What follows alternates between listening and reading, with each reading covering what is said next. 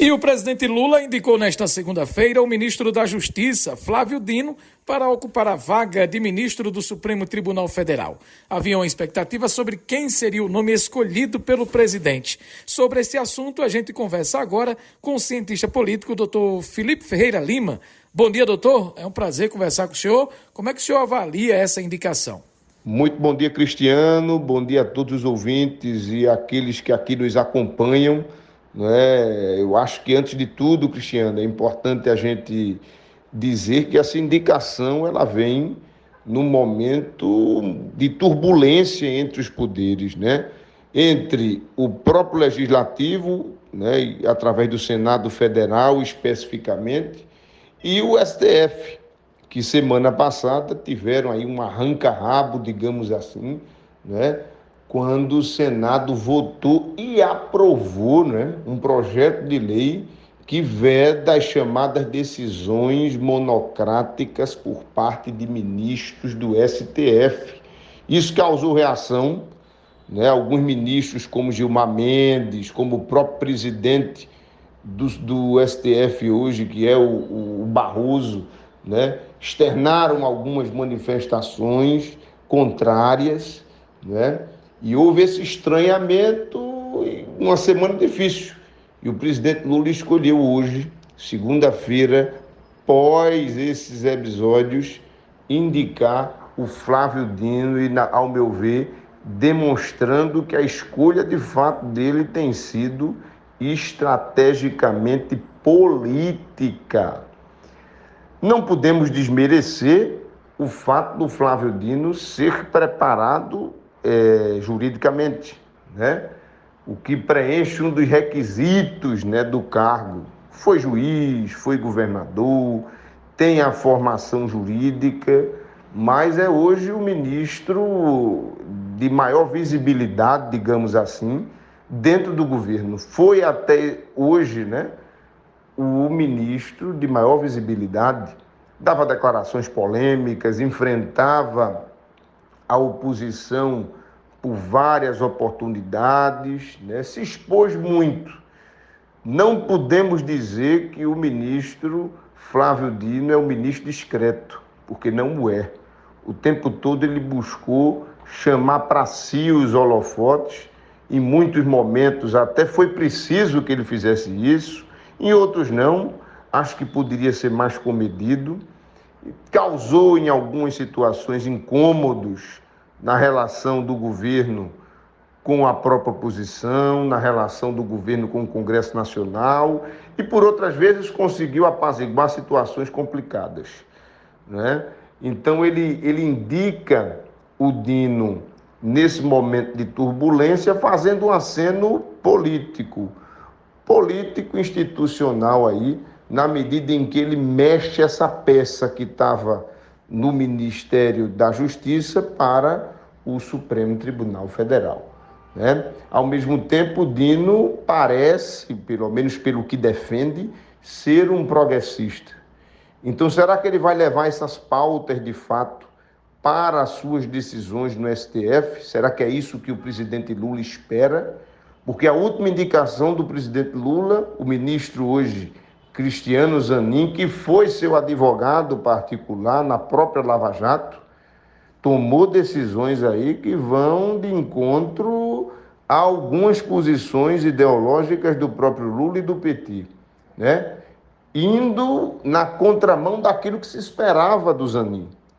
Então o Dino entra, eu acho que agora com a expectativa de Lula de trazer alguém de cunho político pessoal que possa refletir algumas decisões e ajeitar ali dentro, ideologicamente, conforme se pensa a ala ideológica que está com o presidente Lula e o PT. E, ao mesmo tempo, a essa altura, se já houve a indicação, já houve também um aceno dos próprios ministros atuais do STF. Há sempre uma conversa nos bastidores anterior. Há também uma perspectiva do Senado aceitá-lo, embora a gente veja um Senado conservador. Mas, geralmente, quando o presidente indica, é sinal de que está tudo já acertado, sem perigo de volta. Vamos ver como é que vai ser essa sabatina e vamos ver o impacto desta decisão no governo, né? Quem é que vai substituir o Dino? Como é que o governo vai se portar a partir daí? Esse é o desafio da análise a partir de agora. Doutor, havia um movimento para que fosse indicada uma mulher negra. Isso não aconteceu. Se o nome de Dino for aprovado pelo Senado, teremos apenas uma mulher, que é a Carmen Lúcia, como ministra da Suprema Corte. Isso, de certa forma ou de alguma forma, é prejudicial? É verdade. Desde a posse, até antes dela, do presidente Lula, existia uma movimentação, existiu, na verdade, uma pressão, por que não dizer assim, de movimentos sociais e de partidários do PT e de partidos que foram fundamentais para a eleição de Lula, para que fosse indicada nessas últimas indicações, tanto na do Zanin quanto essa agora do Dino, pessoas que fossem mulheres e também pessoas negras, né? Era essa e é essa a pressão que tem sido exercida, vinda lá de baixo dos movimentos, né? Mas isso não foi atendido, né? Como eu venho dizendo, o presidente Lula resolveu indicar pessoas de cunho político e pessoal dele, né? Essa indicação do Flávio Dino é mais um sinal, né? E o STF hoje virou um cargo, o ministro do STF virou um cargo cobiçado por políticos. O que antes, há 20, 30 anos atrás, não era tão cobiçado assim.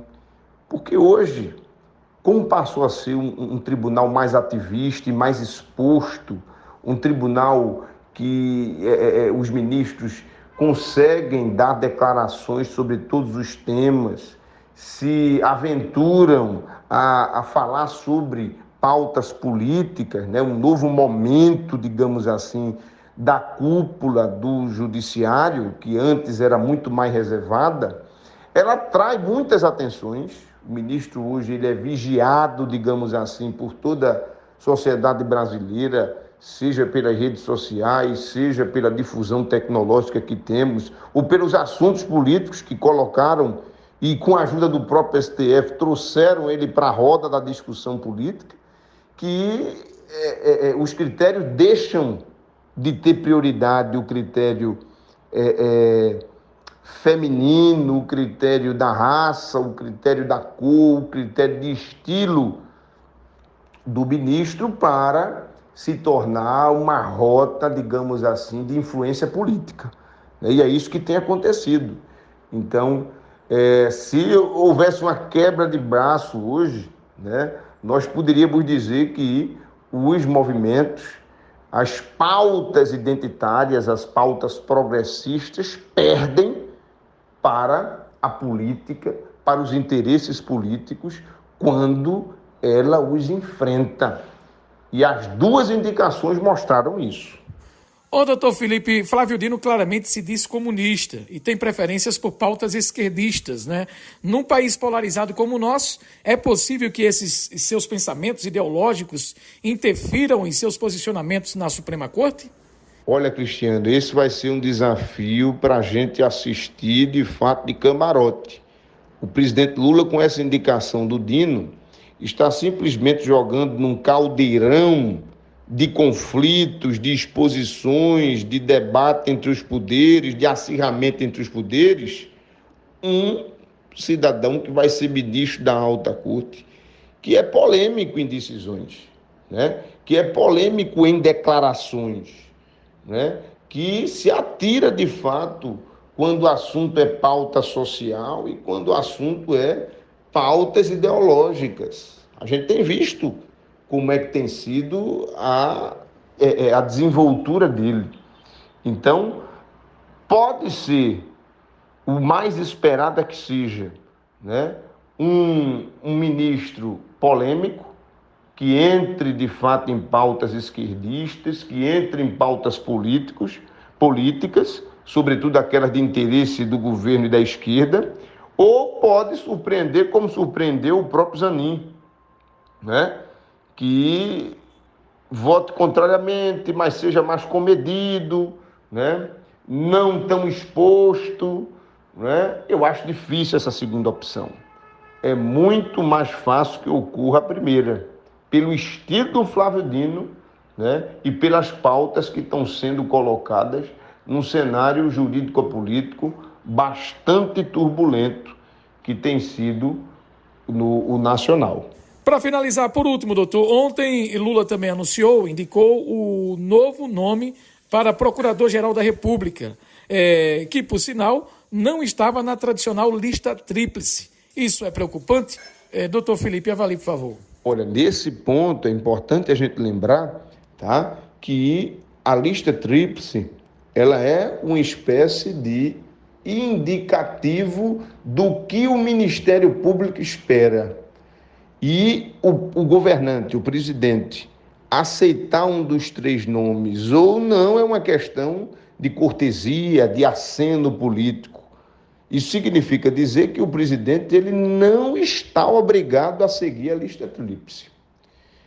Tradicionalmente existia essa questão por questão de aceno, de gesto ao órgão, né? Mas isso foi quebrado, inclusive, no governo anterior do ex-presidente Bolsonaro, e Lula repete essa atitude agora quando sai dos três indicados e olha para o Paulo Gonet, né? Que é uma figura bastante influente no ambiente jurídico-político em Brasília, né? Já ocupou cargos interessantes, cargos poderosos, né?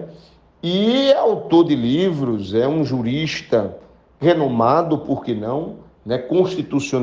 Constitucionalista, já com livros publicados, inclusive de referência na área, né? Tem notório saber jurídico e tem uma boa desenvoltura, digamos assim, política em Brasília e do judiciário, né? Veremos se ele vai seguir o perfil mais sisudo, mais cascadura do Augusto Aras ou vai mudar para trazer, digamos assim, um ar mais flexível à posição de Procurador-Geral da República. Doutor Felipe Ferreira Lima, obrigado pela sua participação com a gente, um ótimo dia e até a próxima, se Deus quiser. Eu que agradeço, Cristiano, e mando um abraço para cada um dos que nos acompanham aqui, e fico à disposição para uma próxima conversa, um próximo debate. Um abraço grande a todos.